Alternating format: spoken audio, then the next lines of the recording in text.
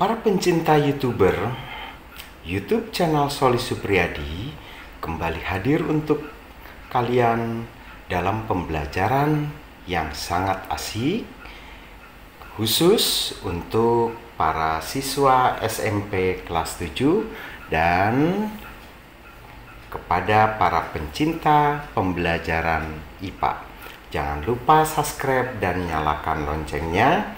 Saat ini kami akan coba membahas tentang jenis-jenis perubahan wujud zat. Nah, jadi yang akan kami bahas tentang jenis-jenis perubahan wujud zat.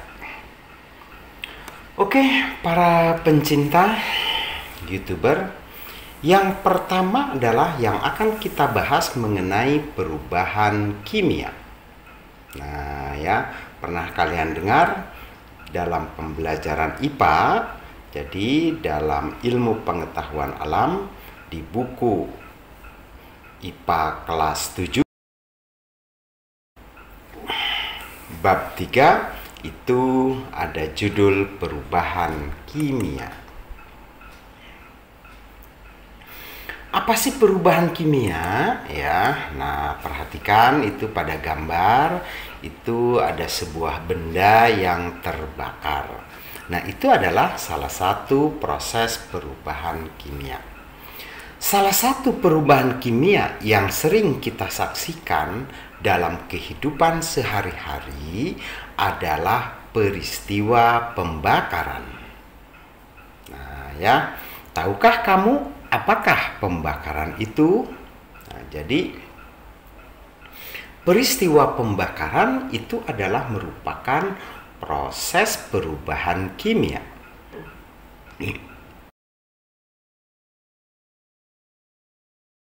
Jadi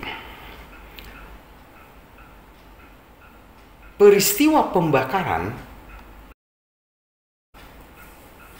pada suatu benda, ya, bila benda itu mengalami proses pembakaran, maka benda itu melakukan perubahan kimia, ya, atau akan menghasilkan perubahan kimia. Itu pada waktu proses pembakaran. Gitu ya. Kenapa? Karena benda itu menerima energi, ya, menerima energi dari luar, yaitu dari api, ya, gitu.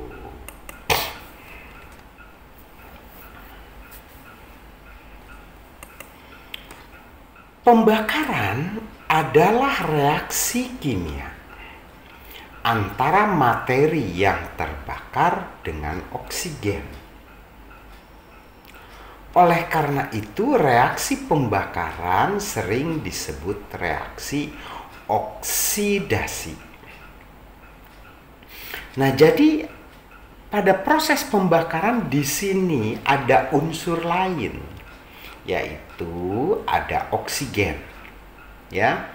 Jadi pada waktu pembakaran, ya, ini ada unsur oksigen yang turut terbakar bersama benda. Ya. Nah, jadi peristiwa ini akan menghasilkan produk baru, hasil baru, benda baru, begitu ya. Nah, itu mengapa dikatakan pembakaran termasuk dalam reaksi kimia.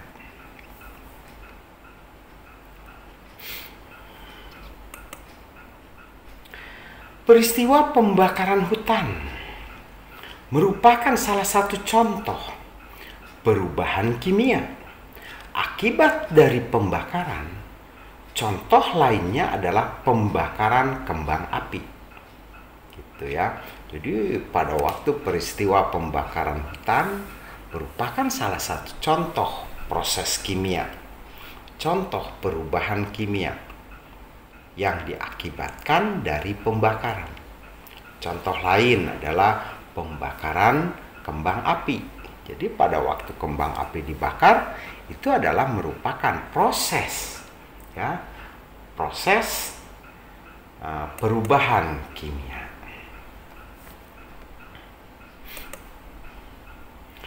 Reaksi pembakaran banyak yang digunakan sebagai sumber energi. Jadi pembakaran itu dikatakan ya sebagai sumber energi. Misalnya pembakaran bensin di dalam mesin mobil dapat menghasilkan energi gerak sehingga mobil dapat melaju ya atau bergerak.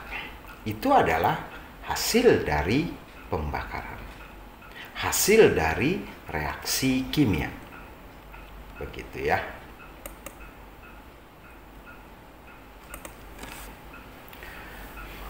Peristiwa perubahan kimia karena pembakaran juga terjadi dalam tubuh kita, dalam tubuh kalian, dalam tubuh setiap hewan, ya.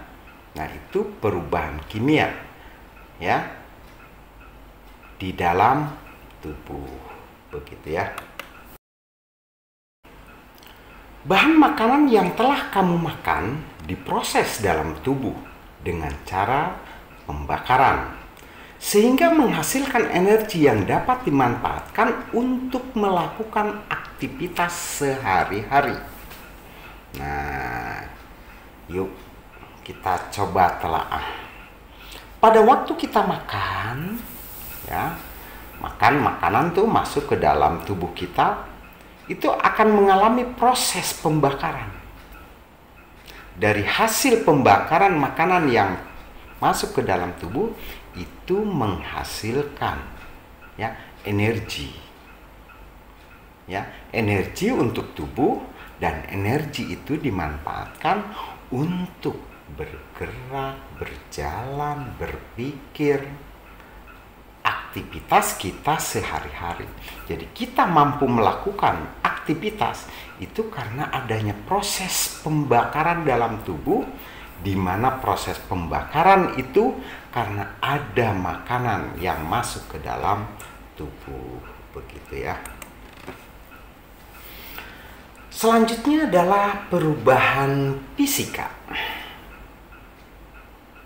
Nah, apa bedanya dengan perubahan kimia? Yuk kita telaah bareng-bareng perubahan fisika.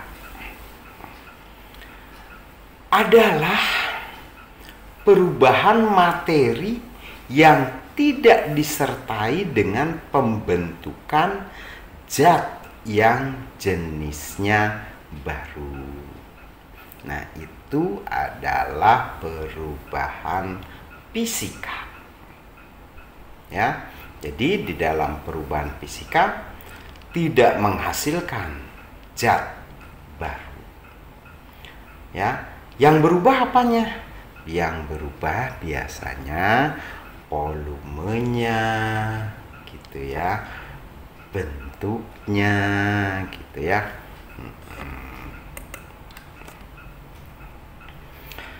Contoh perubahan fisika: pencampuran gula ke dalam air membentuk larutan gula. Pernahkah kamu memasukkan gula pasir ke dalam ke dalam air teh? Ya, air teh, maka air teh itu terasa manis karena ada gula. Memang gula tidak terlihat di dalam air,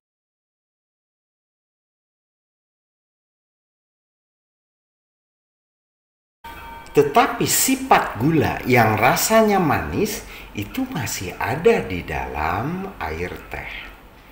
Nah, saya kasih contoh sirup ya. Nah, sirup itu salah satu bentuk perubahan fisika ya yang kamu perhatikan di layar kalian.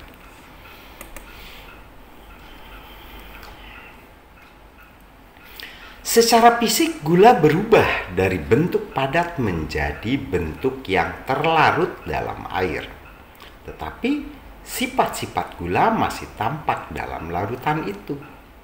Ya, tadi saya sudah katakan, pada waktu gula dimasukkan ke dalam air, ya, maka gula akan berubah bentuk dari padat menjadi benda terlarut.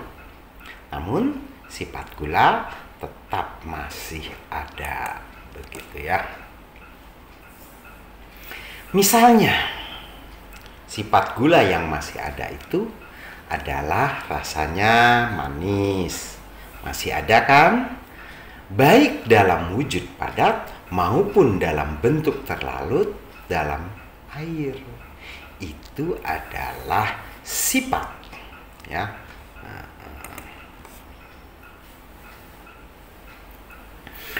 Perubahan yang terjadi hanya fisiknya saja, dari cair menjadi padat atau menjadi es, atau dari cair menjadi gas. Itu adalah perubahan fisik. Oke, sampai di sini kawan-kawan. Terima kasih banyak yang telah mengunjungi channel ini.